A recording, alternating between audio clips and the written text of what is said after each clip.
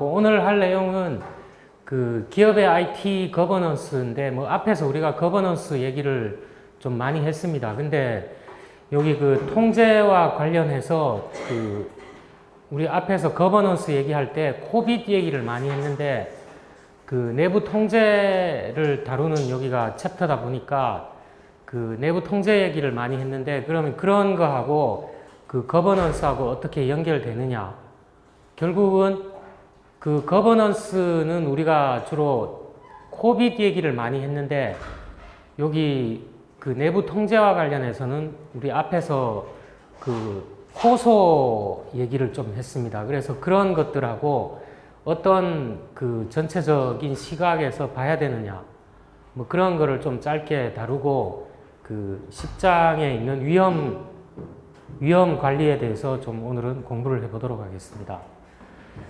자, 기업의 IT 거버넌스와 관련해서 좋은 거버넌스가 왜 중요하냐? 이거는 우리가 뭐 앞에서 많이 다뤄봤습니다. 어떤 국제적인 수준에서 경영을 해야 되겠다. 뭐 관리를 해야 되겠다. 그러면 좋은 거버넌스를 갖춰야 된다는 거죠. 그리고 그 이사진과 경영진이 그 관심 사항이 될 수밖에 없고 또 그 기업의 목표를 추구하는 것과 관련해서 이런 거버넌스가 잘 돼 있으면 목표를 달성할 가능성이 높다는 거죠.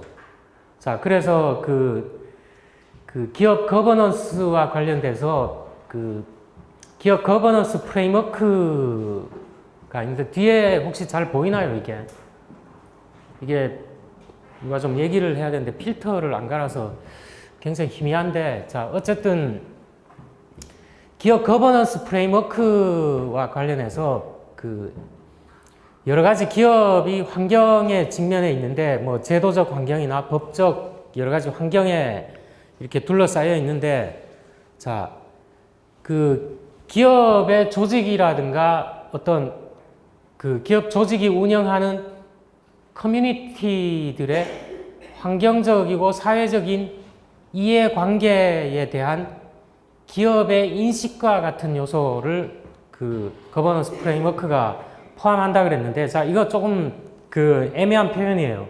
애매한 표현인데 어쨌든 그 일반적인 얘기를 한 거고, 자, 이 거버넌스와 관련해서 그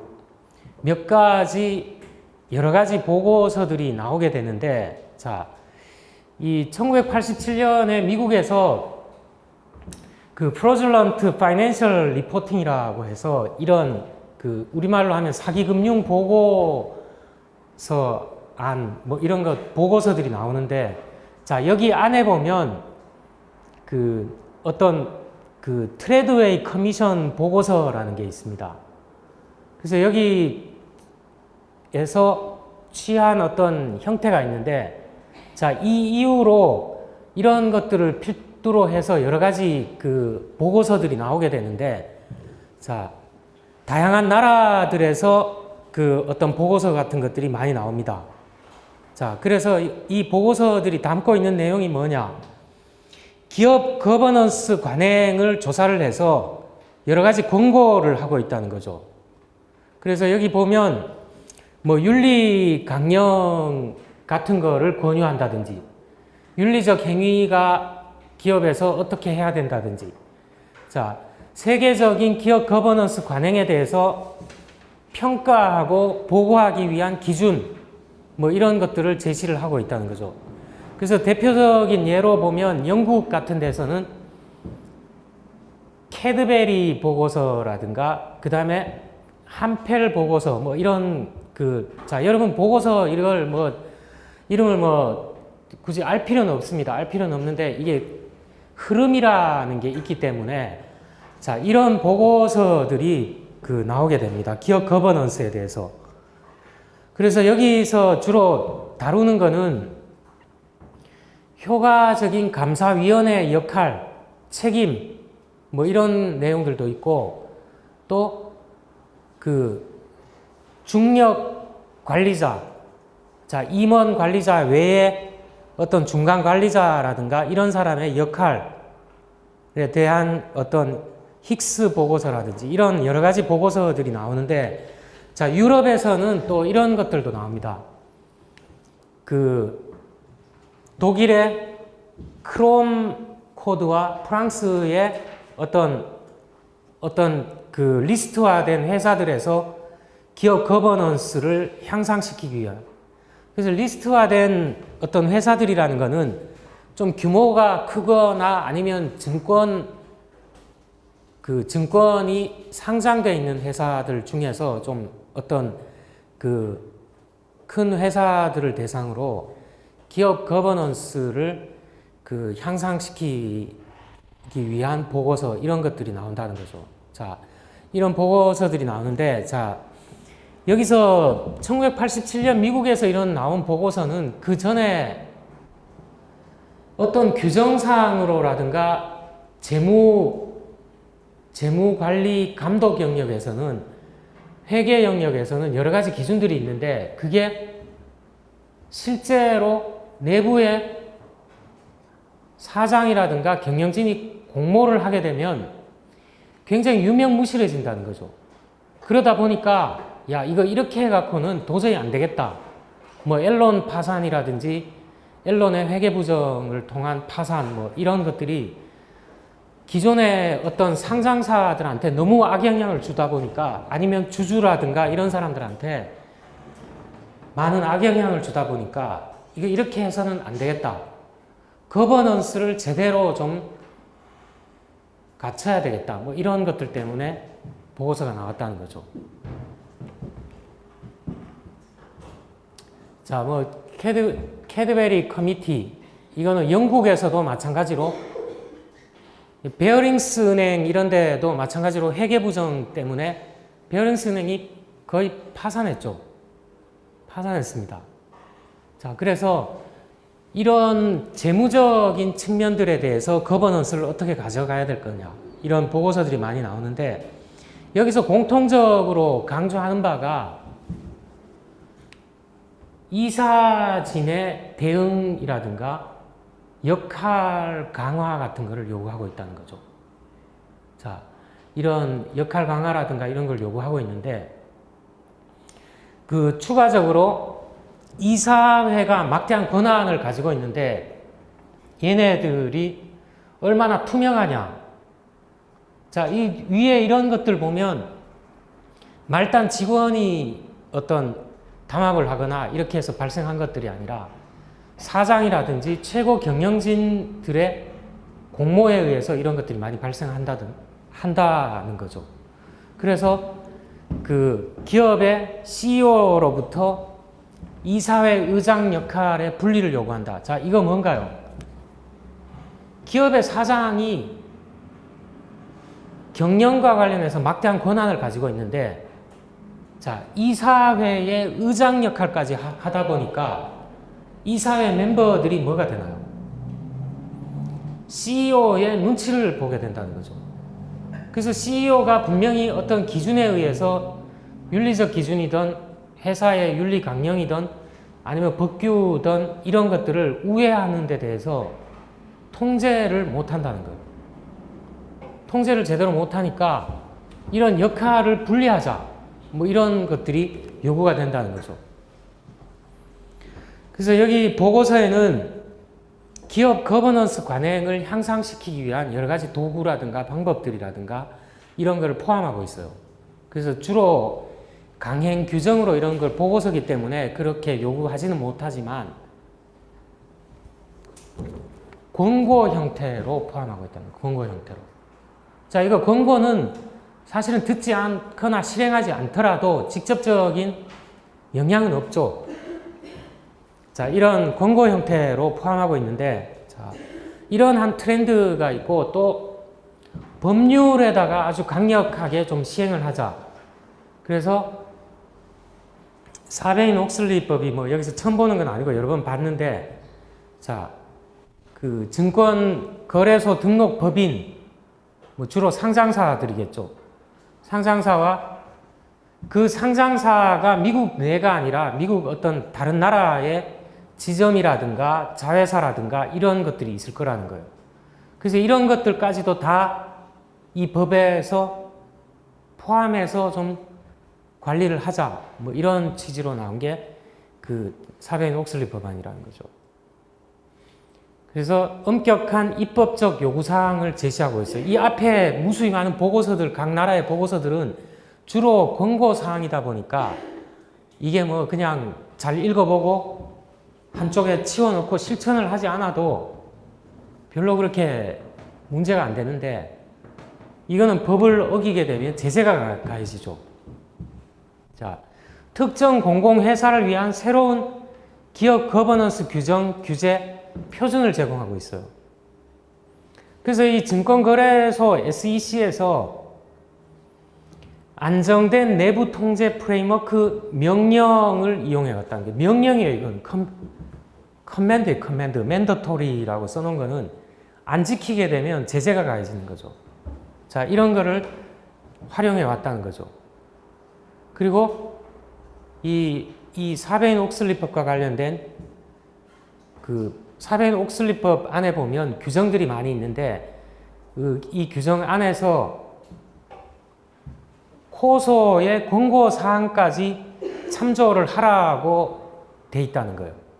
그러다 보니까 이 법의 규정 안에 코소 어떤 권고사항까지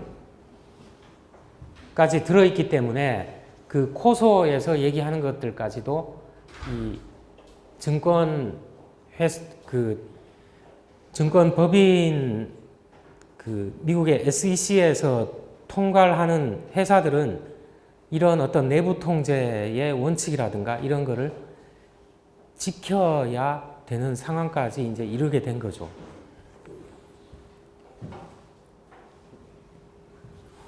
자, 우리 코소 이거는 뭐 봤어요. 앞에서 봤는데 코소 프레임워크가 사실은 내부 통제와 관련된 거죠. IT 통제 요구사항을 특정적으로 제시한다 그랬는데 이게 작년에 개정이 됐습니다. 작년에 개정이 돼서 좀 그 세분화됐다는 얘기를 한 적이 있는데 자, 깊이와 내용 측면에서 좀 더 쉽고 분명하게 돼 있다는 좀 발전적인 요소들을 가지고 있는 거죠. 그리고 사베인-옥슬리 법 중에 규정들 중에서 302조와 404조를 여기 뭐 적시하진 않았는데 이 규정들이 보면 정보 시스템에 대해서 가장 많은 영향을 끼치는 법률 조항이라는 거죠. 그래서 그 302조와 404조를 정보 시스템 어떤 관리자가 됐건 감사자가 됐던 이런 사람들은 이걸 좀 참조하는 게 좋습니다. 자, 그래서 경영진의 어떤 그 재무적 보고에 대한 회사의 내부 통제 효과성에 대한 문서화된 결론을 어떤 제공해주고 있다는 거죠. 자, 이 그 코소 프레임워크 안에 이런 내용들이 있는데, 자, 이거는 그 어떤 여러분이 좀 상세하게는 뭐 이렇게 제가 PPT에 좀 제시를 했으니까 이걸 참고하면 될 것 같고, 자, 기타 경영진은 만약 하나 또는 그 이상의 중대한 약점이 있다 그러면 회사의 재무적 보고에 대한 내부 통제가 효과적으로 돌아가고 있는가를 결론 내는 데서 좀 그 심각하게 고려가 돼야 된다는 거죠. 자, 경영진은 가장 최근 회계연도 말 시점에 어떤 특정 시점에 존재하는 중대한 약점을 공개하도록 돼 있어요. 자, 이걸 공개하지 않으면 안 되도록 이렇게 요구하고 있다는 거죠. 자, 재무적 보고에 대한 내부 통제를 제시하는 조항들은 그 여러 가지 내용들이 있는데, 자, 그 내부 통제 효과성을 평가하고 해마다 평가 결과를 보고하도록 법에 의해 특정된 공개 회사의 관리를 요구하고 있다 그랬는데, 우리 여기 코소 프레임워크 보면 세 가지의 목표가 있죠. 세 가지 목표가 크게 요약하면 보고라든가 운영이라든가 준거성 이렇게 요약할 수가 있는데, 이 세 가지 목표를 달성하기 위한 5가지 요소가 있죠. 자, 이런 것들로 이루어져 있는데, 여기에 보면 이런 것들을 요구하고 있다는 거예요. 그래서 어떤 리스트화된 회사에 대해서는 정보 시스템에 대한 조직의 내부 통제 효과성을 평가한다고 볼 수가 있죠. 그래서 어느 정도 규모가 되고 상장돼 있거나 이런 회사들은 반드시 이런 어떤 내부 통제 효과성에 대해서 평가를 해야 된다는 거죠. 그래서 이게 기존의 어떤 권고적인 거라든가 이런 거에 비해서는 좀 명령적인 성격들이 좀 포함이 많이 되다 보니까 거버넌스와 관련해서 아니면 내부 통제와 관련해서 어떤 실제로 준비하고 실행해야 되는 것들을 제시하고 있다는 겁니다. 자, 그러면 여기 사베인 옥슬리법과 이런 어떤 관련과 관련해서 조금 더 얘기를 해보면, 자, 여기 사베인 옥슬리법은 경영진이 고소와 호환할 수 있는 통제 프레임워크를 실행해 왔다는 것을 진술하도록 요구하고 있어요. 자, 아까 사베인 옥슬리법의 마지막 규정들 중에 보면 고소에서 있는 것들을 참조하도록 그렇게 하고 있죠. 자, 그 얘기와 연결되는 건데, 이렇게 요구하지만 어떤 프레임워크를 활용해야 되는지에 대한 지침, 어떤 명시적인 지침은 없어요. 그래서 이 감사자가 됐던 관리자가 됐던 이런 사람들이 구체적으로 어떤 지침을 활용해야 되냐, 이거는 없지만 뭔가 통제 프레임워크를 실행해 왔다는 것을 진술하도록 요구하고 있죠. 진술하도록 요구하는 것은 뭐냐 하면 증권감독위원회 SEC에다가 정기적으로 보고를 해야 된다는 거죠. 그런 거를 보고하지 않으면 이거 책임을 물을 수가 있다는 거예요. 자, 그래서 이 문서 내에 ITGI라는 게 또 나오는데, 자, 여러분 이니셜이 많아서 여러 번 듣지 않으면 좀 뭔지 좀 헷갈리는데, ITGI가 뭔가요?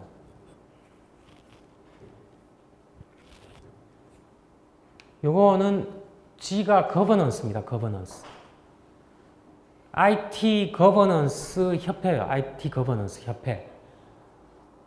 그래서 IT 거버넌스 협회에서 이런 지적을 했는데, 조직은 IT 일반 통제와 애플리케이션 통제가 존재함을 보장하고, 자, 통제가 IT 전반적인 일반 통제도 존재해야 되고, 애플리케이션에 대한 통제도 존재해야 된다는 거죠. 우리 앞에서 일반 통제와 애플리케이션 통제를 계략적으로 나눠봤는데, 이 통제가 존재하는 것을 보장하고 준거성 노력의 목표를 지원하기 위해서, 자, 여기 준거성 노력이라는 것은 고소의 세 가지 목표 중에 하나죠. 세 가지 목표 중에 하나인데, 이런 목표를 지원하기 위해서 사베인 옥슬리 상의 IT로부터 진술을 필요로 한다는 거예요. 자, 요거 앞에 있는 거하고 연결되는데, 사베인 옥슬리법이 어디 있었나요?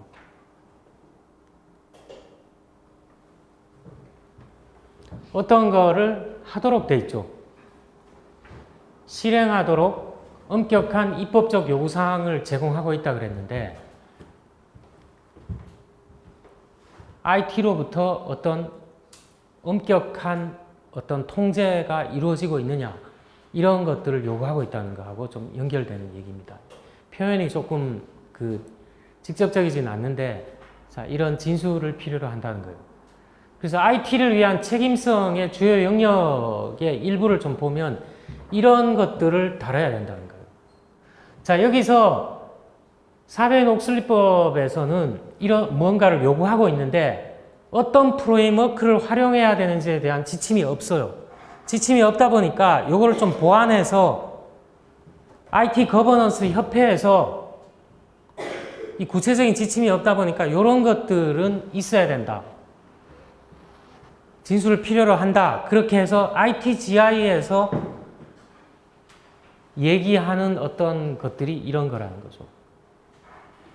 IT를 위한 책임성의 주요 영역 중 일부를 IT 거버넌스 협회에서 저기서 사베인 옥슬리법에서 얘기하는 것들이 실행된다는 것을 보장하기 위해서는 적어도 이런 정도 내용을 포함해서 기업에서 이거를 다뤄야 된다는 거죠. 조직의 내부 통제 프로그램과 그것의 재무적 보고 프로세스를 이해하고 있냐. 여기서부터 IT에 의한 사베인 옥슬리 프로젝트 관리국에 참여하는 거. 자, 요런 여러분 요 부분은 뭐 외우거나 암기하거나 그럴 사항은 아니에요. 뭔가 여기 조금 구체적인 지침이 없다 보니까 여기서 해석을 해준 거예요, 해석을. IT 거버넌스 협회에서 이 정도는 갖추고 있어야 이 사베인 옥슬법에서 얘기하는 거를 실행하고 있구나. 이렇게 보장할 정도가 된다는 거죠.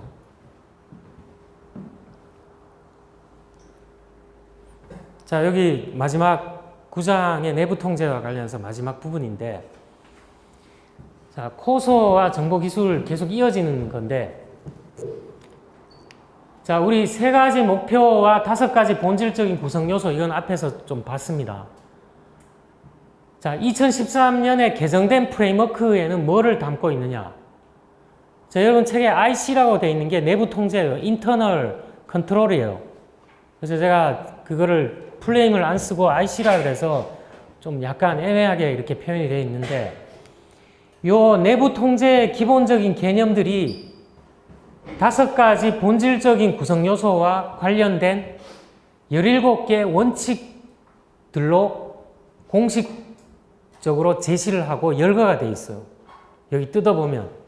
자, 우리는 뭐 17가지 이거를 다 원칙들을 다 여기서 다룰 필요는 없고, 자, 이런 것들이 거기 있구나. 그래서 여러분이 감사자가 됐거나 경영진이 됐다 그러면 이거를 좀 참조해서 봐야 되겠죠.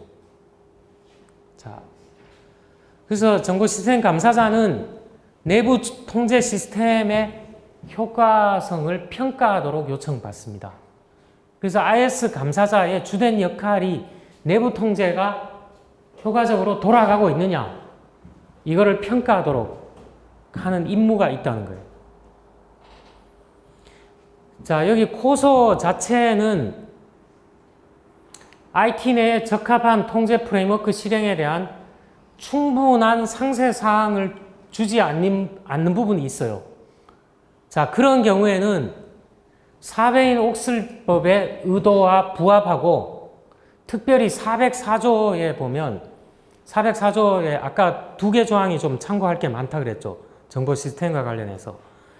그래서 404조와 404조를 지키는, 이거를 따라가는 어떤 통제 구조를 촉진하는 코빅과 같은 좀 더 상세한 통제 프레임워크를 실행하는 것이 IT 경영진에게 요구된다는 거죠. 그래서 이 말이 무슨 말이냐? 자, 코소 자체는 내부 통제에 대해서 여러 가지 것들을 담고 있지만, 여기서는 충분한 상세사항을 실행에 대해서 충분한 상세사항은 포함하고 있지 않다는 거예요. 만약에 그렇다 그러면 그 사베인 옥슬리법도 좀 관련이 되기 때문에 거기 있는 조항 중에 특별히 404조를 좀 살펴서 실행을 하고, 그리고 코빗에 있는 어떤 것들을 같이 포함해서 보게 되면 어떤 기업의 거버넌스 내지 내부 통제, 효과성 통제하는 데 있어서 어느 정도 커버를 할 수가 있다는 거죠. 자, 그래서 이렇게 IT 경영진에게 요구되는 사항들을 충족하려면 코소와 코빗과 또 사베인 옥슬리법에서 얘기하는 것들을 종합해서 좀 봐야 된다는 거예요. 자, 그런데 코빗은 또 특성이 있죠. 운영과 준거성 목표에 대한 통제를 제공하기 위해서. 자, 코빗은 운영과 준거성 목표에 대한 통제 제공한다 그랬는데 운영과 준거성 목표는 또 어디에 있나요? 운영과 준거성 목표는 어디에 있죠? 운영과 준거성 목표가 어디에 또 제시가 되어 있나요? 코소의 세 가지 목표를 제가 그냥 간략하게 줄여서 얘기하면 운영과 보고와 준거성이라는 걸로 제시를 할 수가 있다 그랬죠. 그런데 코빗은 운영과 준거성 목표에 대한 통제를 제공하기 위해 설계되어 있다는 것을 기억해야 된다는 거예요. 그럼 이것만 봐도 어떤가요? 코빗하고 코소가 서로 중복되는 영역도 있을 거고 서로 보완해주는 영역도 있다는 것을 우리가 여기서 알 수가 있다는 거죠. 자, 재무적 보고는 여기 하나 빠져있는 게 뭐죠? 재무적 보고죠. 재무적 보고는 단지 그와 같은 목표들 중에 하나라 그랬는데 재무적 보고는 어디에도 있었나요? 코소의 세 가지 목표 중에 있죠, 이거. 재무적 보고 있잖아요. 그래서 운영과 보고와 준거성이라는 세 가지에 대한 목표가 코소에 제시가 되어 있는데 코빗은 특별히 이 준거성 보고라는 부분보다는 그 재무적 보고라는 그 부분보다는 운영과 준거성 목표에 대한 통제를 어떻게 하느냐와 관련된 것들이 코빗에 포함이 되어 있다는 거죠. 자, 그러면 이렇게 얘기를 하면 이제 마지막으로 한번 그러면 코빗과 코소 개정된 코소를 좀 비교를 해보자는 거예요. 비교를. 자, 여기 이렇게 부분적으로 들어가 있는데 이거를 좀 정리를 해보면 개념적으로 유사하죠. 여기 보니까 두 가지는 코빗에도 들어있고 목표 중에 코소의 목표 세 가지 중에 두 가지는 여기 또 있어요. 관련되는 게. 유사하고 차이 있는 내용도 좀 있어요. 이렇게 제시하지만 이걸 좀 들여다보면 코소는 좀 더 일반적인 전체의 내부 통제 관점이라는 거예요. 그래서 여러분 코소 이렇게 보면 콜론 해놓고 내부 통제의 프레임워크 서브 제목을 그렇게 붙여놨잖아요. 그래서 내부 통제 전반적인 내용은 이 코소가 다 다루고 있다는 거예요. 다루고 있는데 여기서는 한 가지 근데 좀 실행과 관련해서 세부적인 것들은 포함하고 있지 않죠. 자, 그래서 코빗은 기업 IT 거버넌스 관리에 좀 더 상세한 관점이에요. 그래서 운영을 어떻게 해야 되냐? 준거성을 다루는 데에 대해서 어떻게 해야 되냐? 이런 것들을 상세하게 다루고 있다는 거죠. 그래서 내부 통제 정리물을 포함하고 있어요. 코빗이. 그래서 어떤 전체적인 포괄적인 거는 코소가 다 이렇게 카테고리화해서 다 제시하고 있지만 구체적인 실행 영역에서는 코빗을 좀 많이 참조해야 된다는 거죠. 그래서 내부 통제에 호환할 수 있는 관점을 제시하고 있어서 IT를 통한 기업 목표 성취를 보장하기 위해 결합돼서 활용될 수가 있다는 거예요. 이 두 가지가 그 하나만 가지고 하게 되면 서로 커버하지 못하는 부분이 있기 때문에 이거를 두 가지를 결합해서 활용할 수가 있다는 거죠.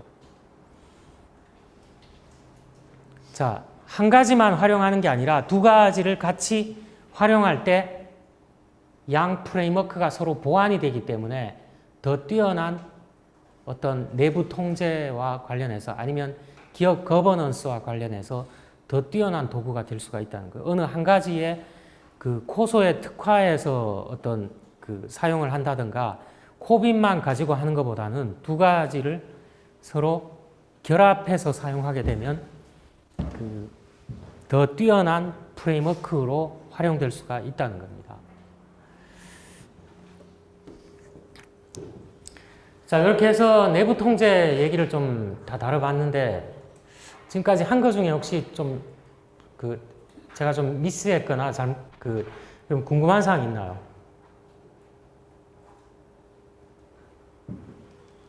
궁금한 사항 없어요?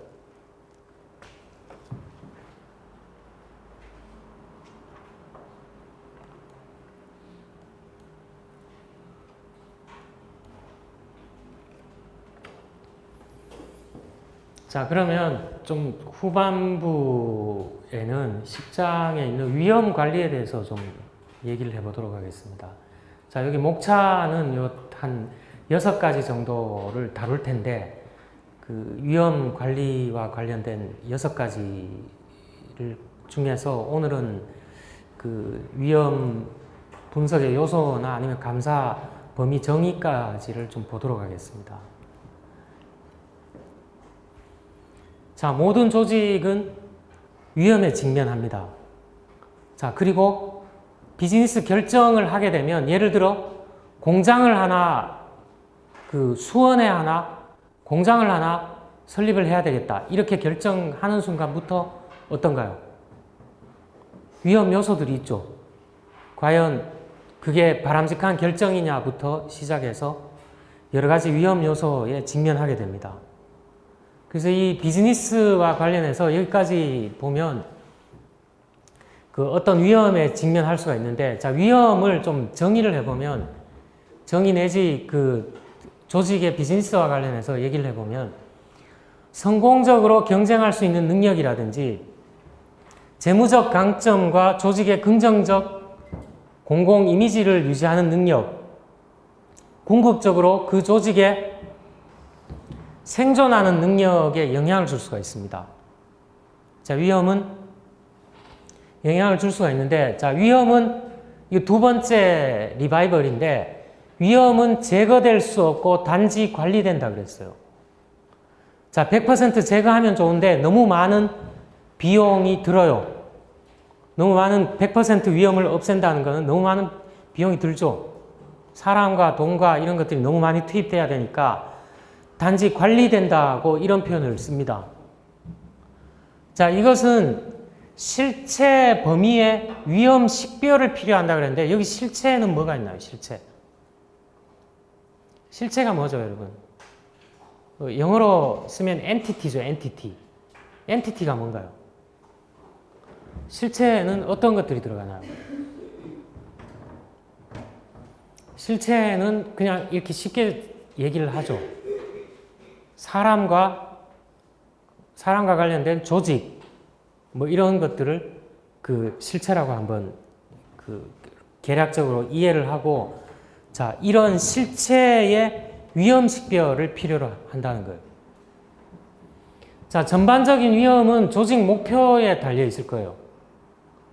그리고 그런 식별은 지속하는 기반으로 수행된 반복적인 프로세스로 인식돼야 된다는 거죠. 식별이라는 게 어떤 특정 시점에 한 번 이렇게 식별하고 끝나는 게 아니라 계속적으로 진행되는 반복적인 프로세스라는 거예요.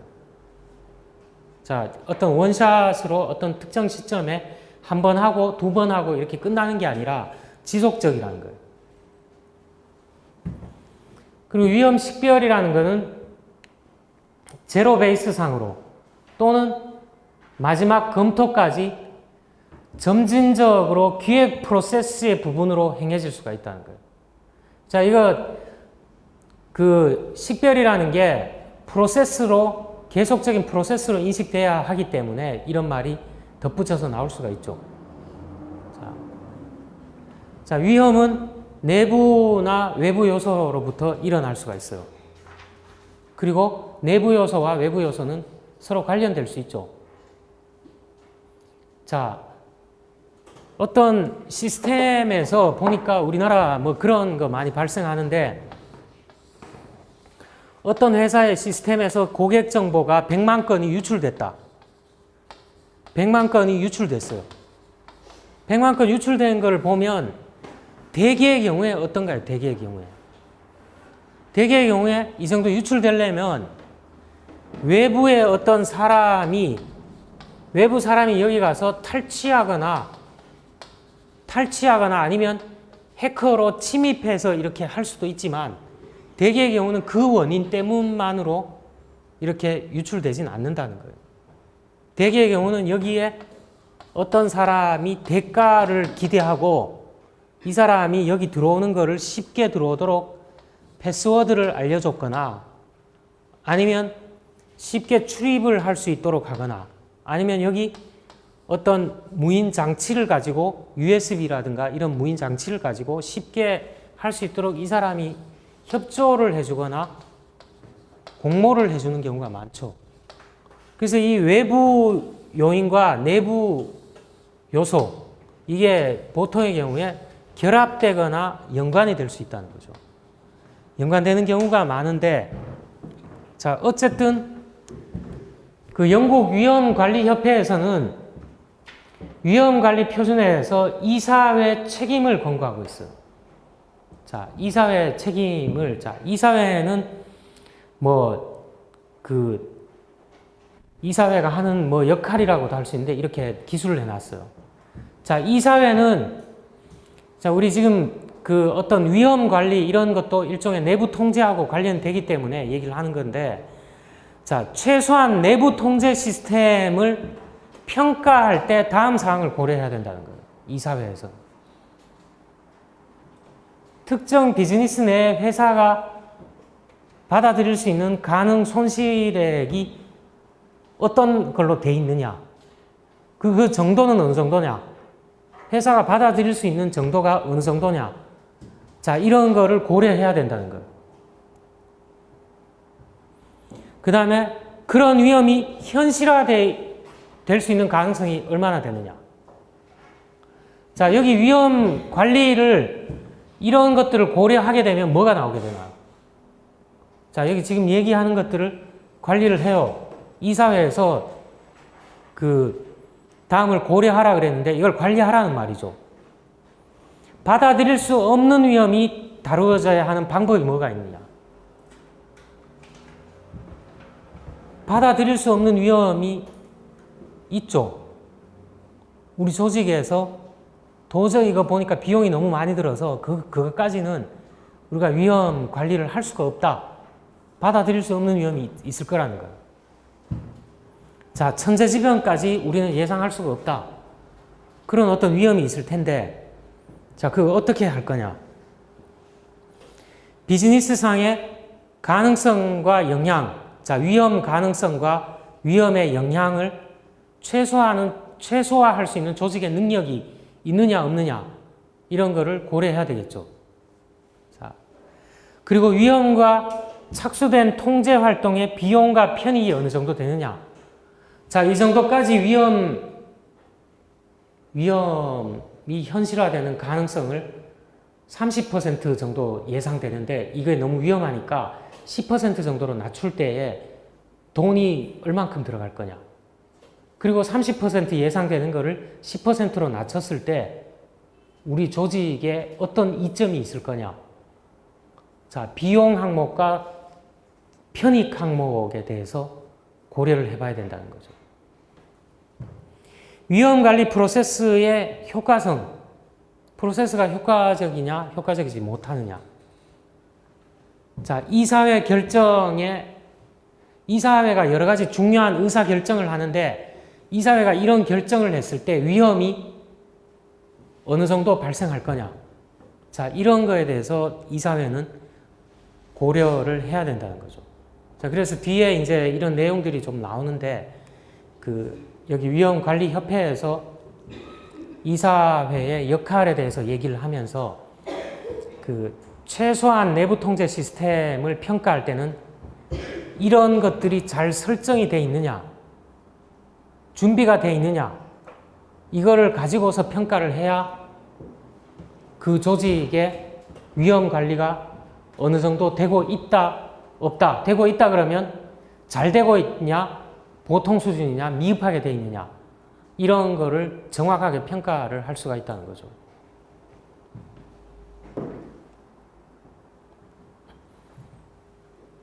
제가 여기 왜 이렇게 묶음 표시를 왜 해놨을까요? 묶음 표시를 왜 해놨을까요, 여기? 자, 두 번째 부분은 일반적인 감사에 대한 얘기를 할 건데, 일반적인 감사가 무슨 말인가요? 일반적인 감사. 여러분, 일반적이라는 건 어떨 때 쓰나요? 자주나 주기적으로 행해지는. 그렇죠. 대개의, 예를 들어 우리 조직이 자동차를 만드는 회사든 IT 회사든 아니면 라면을 만드는 회사든 그 일반적인 감사를 한다 그러면 이런 프로세스가 공통적으로 포함될 거라는 거죠.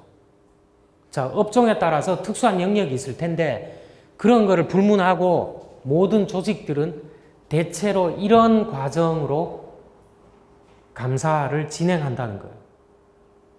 이런 과정으로 하는데 여기서는 좀 개략적으로 나타냈는데, 자, 어떤 특정 회사를 불문하고 필요한 전체 감사 커버리지를 어느 정도까지 할 거냐. 우리 회사에 부서가 팀이 100개가 있는데 팀 100개가 있는데 감사를 한꺼번에 다 할 수가 없죠. 없어요. 그러면 전체 감사 커버리지를 어느 정도까지 할 거냐? 100개 팀을 다 할 거냐? 10개만 뽑아서 할 거냐? 20개까지 할 거냐? 자, 이런 감사 커버리지를 결정하기 위한 연간 위험 평가가 나와야 돼요. 연간 위험 평가. 나오고 연간 계획서가 나와야 된다는 거예요. 연간 계획서가. 자, 그게 감사의, 일반적인 감사의 첫 출발이에요. 첫 출발이 연간 위험 평가를 해서 연간 계획서가, 감사 계획서가 나와야 된다는 거예요.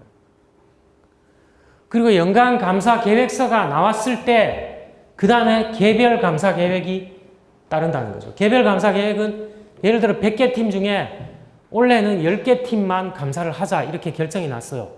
전반적인 감사 계획에 의해서. 그러면 10개 팀 중에 IT 부서 팀이 하나 있다. 그럼 IT 부서 팀을 어떻게 감사할 거냐? 그게 개별 감사 계획서죠.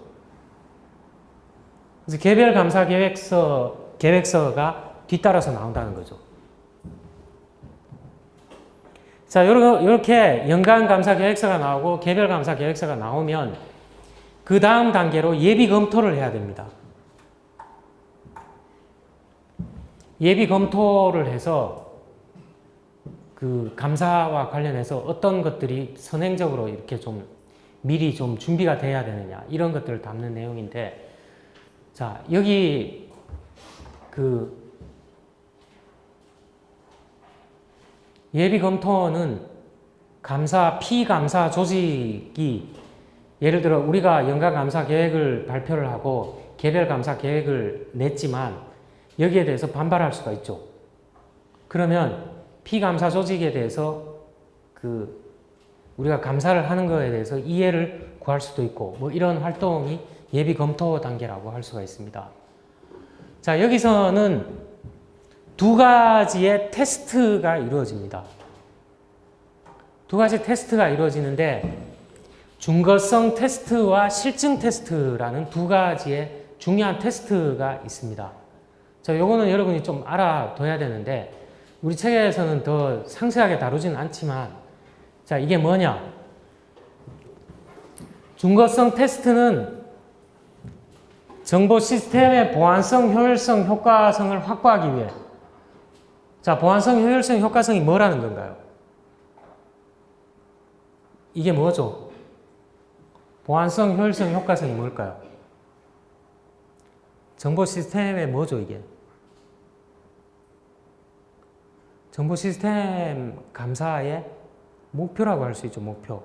정보 시스템이 효과적으로 돌아가느냐, 효율적으로 사용되고 있느냐, 누가 권한 없는 사람이 들락날락거리지 않느냐, 보안성을 가지고 있느냐, 이거 정보 시스템 감사의 목표라고 할 수가 있어요. 자, 이런 거를 확보하기 위해서 뭘 하는 건가요? 수립해 놓은 효과적인 통제의 준수 여부, 내부 통제가 조직마다 이렇게 설정이 되어 있는데 그냥 말단 직원이 재미삼아 이렇게 설정한 게 아니라 이게 실제로 수립해 놓은 효과적인 통제가 지켜지고 있느냐 여부에 대해서 지켜지느냐 지켜지지 않느냐에 대해서 테스트하는 것을 준거성 테스트라고 합니다. 그리고 여기 수립해 놓은 효과적인 통제가 돌아가고 있느냐 돌아가지 않느냐 이걸 다루기 때문에 일명 통제 테스트라고도 하죠. 그래서 준거성 테스트는 통제 테스트라고도 합니다. 자, 나머지 한 다른 테스트는 뭐냐? 실증 테스트예요. 자, 여기까지 똑같아요. 정보 시스템의 보안성, 효율성, 효과성을 뭐 하는 건가요? 검증하기 위해서. 검증하는 거하고 이거를 확보하는 거하고 좀 다르죠? 검증하는 거하고 확보하는 거하고 좀 달라요. 검증하기 위해서 뭘 하나요? 데이터라든가 처리라든가 트랜잭션의 무결성을 테스트하는 거예요. 그래서 일명 뭐라 그럴까요? 일명 뭐라 그럴까요? 실증 테스트는 무결성 테스트예요. 무결성. 효과성을 검증하기 위해서 데이터 무결성, 처리의 무결성, 트랜잭션의 무결성을 테스트하는 거예요. 자, 이거를 실증 테스트라고 합니다. 그래서 감사자는 이런 연간 계획서가 나오고 개별 감사 계획서가 나왔다. 그러면 예비 검토를 하고 실제 이런 테스트를 하는데 테스트를 하는 목적은 뭘까요? 테스트를 하면 뭐를 얻어낼 수 있을까요? 감사자가 이런 준거성 테스트와 실증 테스트를 하게 되면 뭐 어떤 거를 얻어낼 수가 있을까요?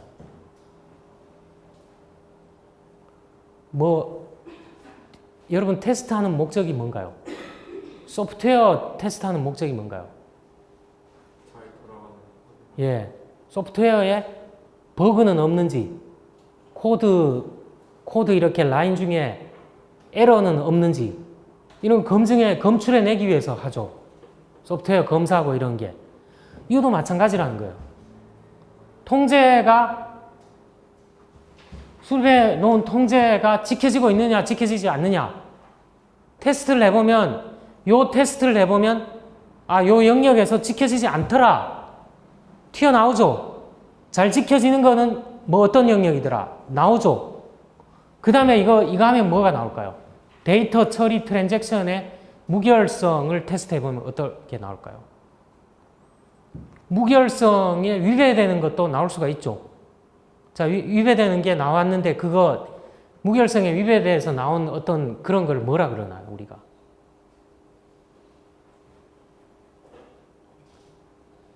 제가 질문을 하게 되면 한 명한테만 하는 경향이 있어요. 그래서 이용찬 군한테 미안한데 다수를 위해서 데이터 처리 트랜잭션의 무결성을 테스트해서 나올 수 있는 게 뭐가 나올 수 있을까요? 뭐가 나올까요? 이 테스트하면 뭐가 나올까요? 네? 결과 나오겠지, 결과. 결과 나오는데 결과 중에 감사자가 제일 중요시하는 게 뭘까요? 결과를 중요시하는데 그 중에서도 좀 더 중요시하는 게 뭘까요? 예? 지금 촬영이 되고 있어서 그런데 뭐 이런 얘기는 해도 될 것 같은데 이거 시험에 내면 다 틀리겠는데 대답을 안 하면. 이 테스트 하는 게 뭔가요, 이거? 감사자가 결과물 맞아요. 결과 맞는데 좀 더 정확하게 스코프를 정해서 이렇게 하면 뭘까요, 이게? 이런 테스트 하면 에러 검출하거나 뭐 이런 것들이 검출돼 나오겠죠. 이런 걸 뭐라 그러나요?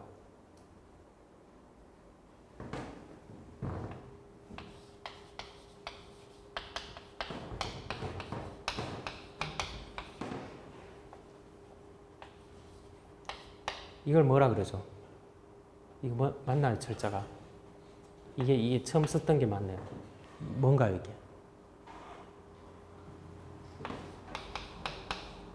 감사?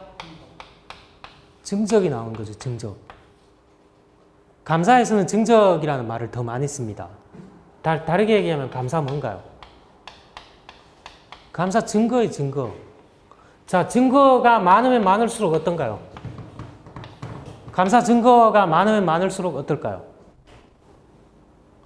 감사한 결과의 최종물이 뭔가요, 그러면? 감사자가 감사를 했어요. 뭐 테스트도 하고, 예비 뭐, 연간 계획서도 세우고, 그, 연간 계획서도 만들고, 그, 개별 감사 계획서도 만들고, 그 다음에 예비 검토도 하고, 테스트도 하고, 이렇게 해서 그, 나온 결과물이 뭔가요? 최종 결과물이 뭔가요? 감사자는 뭘로 얘기하는 사람들인가요? 감사자는 말로 얘기하는 사람들이 아니에요. 최종 결과물이 뭔가요? 감사 보고서죠, 보고서. 그래서 이 테스트를 해봤는데 지켜지고 있느냐, 지켜지지 않느냐. 지켜지지 않는 영역들 여기다 써야 되겠죠.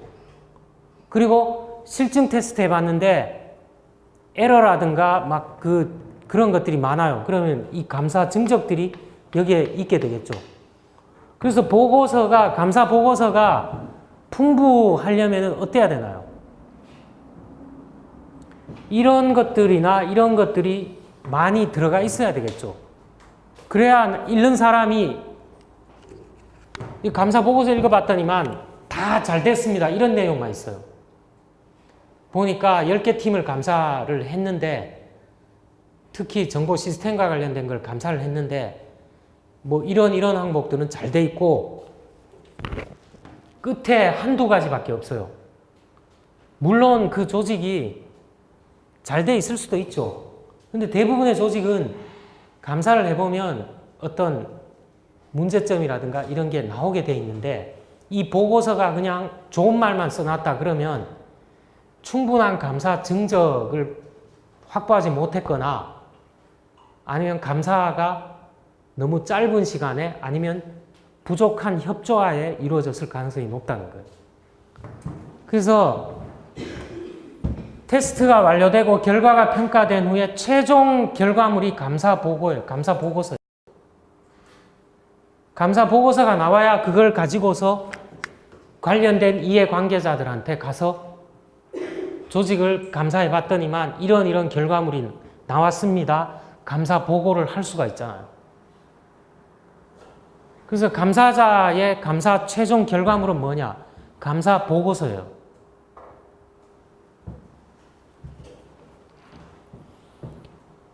자, 전형적으로 유효한 조치를 취할 수 있고 권한을 받은 첫 번째 레벨의 경영진에게 이 감사 보고가 이루어지는 거죠. 자, 이 뒤부터는 감사자의 영역이 아니에요. 보고하면 사실상 감사자의 역할은 어느 정도는 끝난 거예요.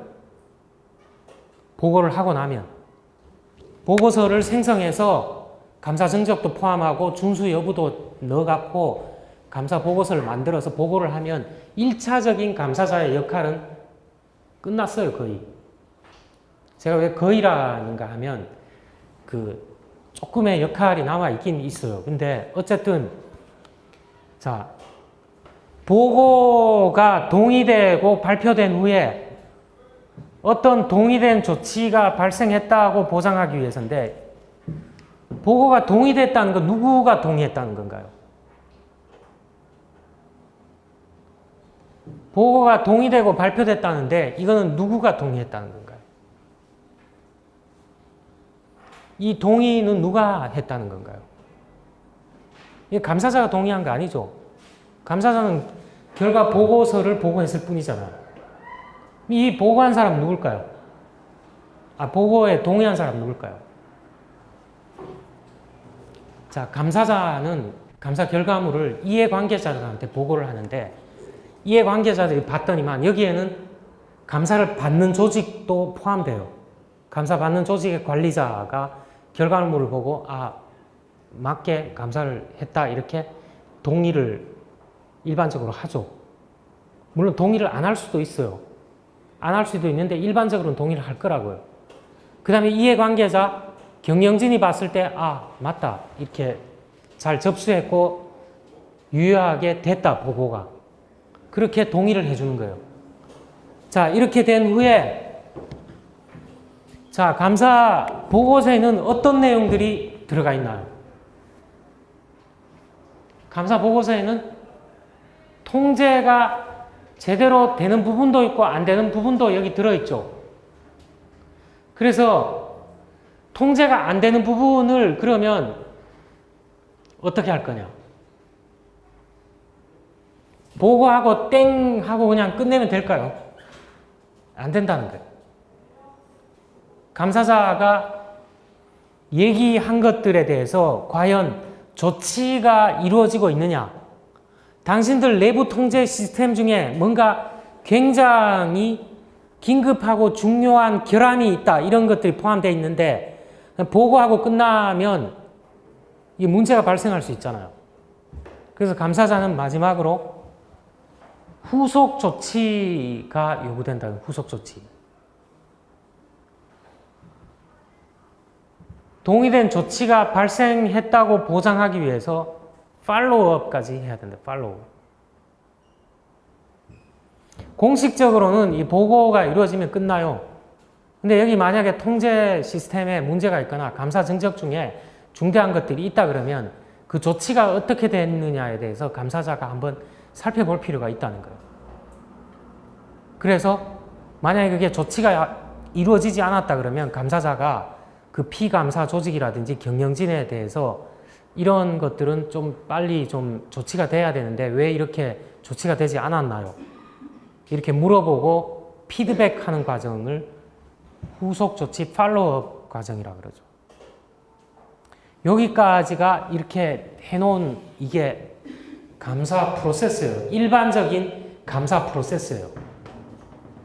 자, 이거는 기업의 유형이나 산업 형태나 이런 것과 무관하게 감사를 한다고 그러면 이런 일반적인 프로세스를 거치게 됩니다.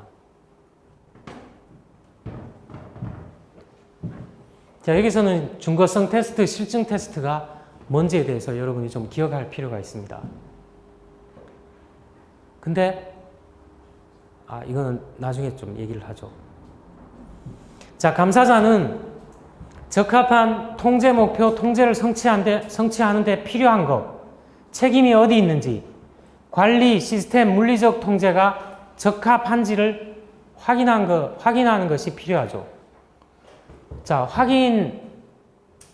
확인해서 감사 보고서에다가 담아주는 거예요. 근데 이 통제 목표를 확인하는 거는 뭐를 통해서 하느냐? 위험 프로파일을 통해서 행해져요.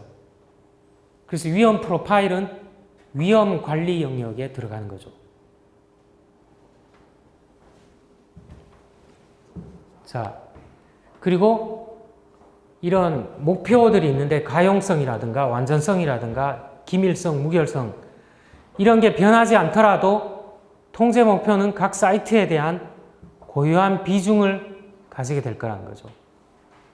그리고 비용 편의익의 상충관계를 고려를 해야 된다는 거죠. 자, 기타 사항은 뭐 책에 일부 있는데 그건 생략하도록 하겠습니다. 자, 일반적인 감사까지만 얘기를 하고 좀 마무리를 하도록 하겠습니다. 자, 회사 내 컴퓨터 위험의 전형적인 원인은 뭐냐? 위험 평가가 전혀 행해지지 않는 게 일반적이에요. 회사 내 컴퓨터에 대해서. 그게 퍼스널 컴퓨터가 됐던 대형 컴퓨터가 됐던 중형 컴퓨터가 됐던 일반적으로 이유가 뭐냐? 위험의 전형적인 원인이 뭐냐? 어떤 위험 평가도 행해지지 않는 경우가 있다는 거죠. 그래서 이거는 컴퓨터 통제의 잘못된 관점을 발생하게 됩니다. 그리고 어떤 위험 평가가 이루어져 있지 않기 때문에 어떤 책임 부여도 없고 경영진 개입 부족이 발생할 수가 있어요. 그래서 이렇게 개입이 부족하게 되면 직무가 불충분하게 분리가 돼 있어 갖고 데이터 입력하는 사람하고 데이터를 관리하는 사람하고 이게 한 사람이 같이 할 수도 있고 여러 가지 직무 분리의 불충분으로 인해서 문제가 발생할 여지가 굉장히 높아지는 거죠.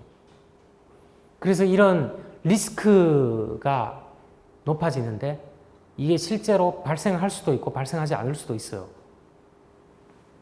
자, 그리고 미흡한 관리와 빈약한 인력 절차. 자, 여러 가지 불충분한 접근 통제라는 문제를 이야기할 수가 있죠.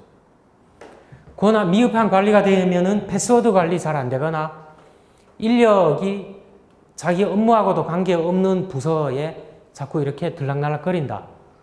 뭐 이런 것들과 관련되는 거죠. 자, 감사자는 되게 위험 기반 감사 접근을 활용할 때 세 가지 형태의 위험을 고려해야 된다 그랬는데 우리 7장에서 위험의 형태에 대해서 얘기를 좀 해봤어요. 그 고유위험이 뭔가요? 고유위험이 뭐였죠?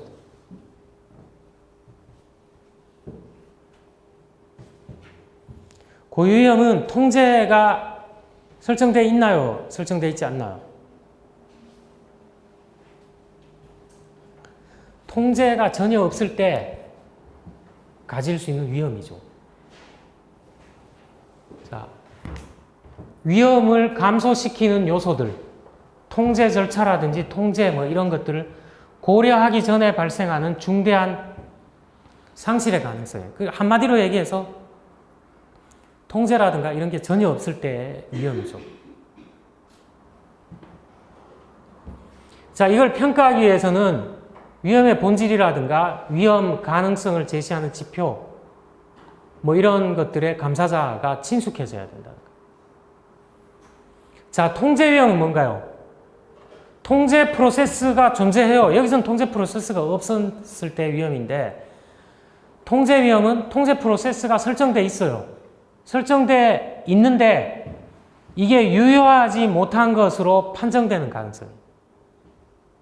그러니까 내부 통제라든가 이런 게 설정돼 있는데 그게 적정하게 설정돼 있지 않을 수도 있고 적정하게 설정돼 있음에도 불구하고 실행이 안 될 수도 있죠.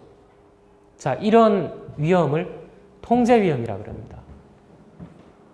자, 통제가 허용 수준 내로 고유 위험을 충분히 감소시키는지 여부를 평가하기 위해서 감사자는 이런 것들을 해야 돼요. 위험 가능성이나 영향을 감소시키기 위해 경영진이 의존하는 통제가 뭐냐 그러면 경영진이 주로 어떤 통제에 의존하고 있는지 이런 거를 식별해야 된다는 거죠. 그래서 그 의존하는 통제라든지 그 여러 가지 통제가 식별이 되면 통제의 유효성을 테스트하기 위한 감사 프로그램이 설계되고 실행될 거라는 거죠. 자, 통제에 알려진 유효성을 테스트하기 위한 게 무슨 테스트인가요? 통제 유효성 테스트하는 게 뭐죠? 실증 테스트인가요? 통제 테스트인가요? 준거성 테스트인가요? 통제에 알려진 유효성을 테스트한다 그랬는데 이런 테스트는 통제가 지켜지느냐 지켜지지 않느냐 유효하게 지켜지느냐 지켜지지 않느냐죠. 이거는 준거성 테스트예요. 자, 감사자는 위험을 감소시키는데 통제 비용을 항상 고려해야 돼요. 자, 모든 걸 할 수가 없죠. 자, 어떤 지점에서의 관리 경영진의 결정은 이런 거일 수 있어요. 야, 더 이상 통제는 하지 마라. 돈이 너무 많이 든다. 비용이 너무 많이 들기 때문에 여기까지만 통제하고 그 넘어가는 거는 그냥 위험으로 내버려 두는 거예요. 왜냐하면 조직이 그 통제만 하고 있을 수가 없잖아요. 그래서 어느 정도 넘어가는 것들은 그냥 잔여 위험으로 인정하는 거예요. 다만 바라는 건 뭔가요? 그 잔여 위험이 현실화되지 않기를 바라겠죠. 조직이 비용이 너무 많이 들게 되면 그 이상 범위까지는 더 이상 커버할 수가 없기 때문에 그냥 잔여 위험으로 받아들인다는 거예요. 자, 마지막에 있는 감사위험은 뭐냐? 우리가 봤던 거는 고유위험, 통제위험, 감사위험인데 감사위험은 뭔가요? 감사자가 분명히 통제도 설정돼 있고 통제가 감사자가 봤을 때는 적정하게 돌아가고 있어요. 유효하게 돌아가는데 그렇게 해서 감사자가 감사 보고서에다가 어떤 의견을 썼을 땐가요? 적정 의견을 썼음에도 불구하고 실제로는 내부에 공모를 하거나 뭐 이런 딴짓을 해서 그게 적정이 아니라는 거죠, 결과가. 적정이라고 결과를 내면 안 되는데 감사자가 노력을 해봤는데 적정이라고 낸 거예요. 그렇게 적정하지 못한데 적정이라는 의견을 내서 발생할 수 있는 위험, 이거를 감사위험이라고 그랬죠, 앞에서. 자, IS 감사자가 감사위험이 최소화되어 왔다는 것을 보장하기 위해 모든 조치를 취하는 반면에 그거는 완전히 보장될 수가 없죠. 왜냐하면 내부에 어떤 좀 반복되는데 경영진이 결탁해서 그렇게 하면 찾아내기가 굉장히 힘들어요, 단기적으로. 자, 그런 경우에는 감사자가 정말 열심히 감사를 하고 했는데도 불구하고 통제 절차도 잘 돼 있고 이 조직에 보니까 잘 돼 있는데 그런 거를 적발해내지 못하는 위험이죠. 그래서 나는 적발을 못했기 때문에 적정하다는 의견을 냈는데 실제로는 적정하다는 의견이 잘못된 거죠. 그런 위험을 우리가 감사위험이라고 얘기를 할 수가 있습니다. 자, 여기까지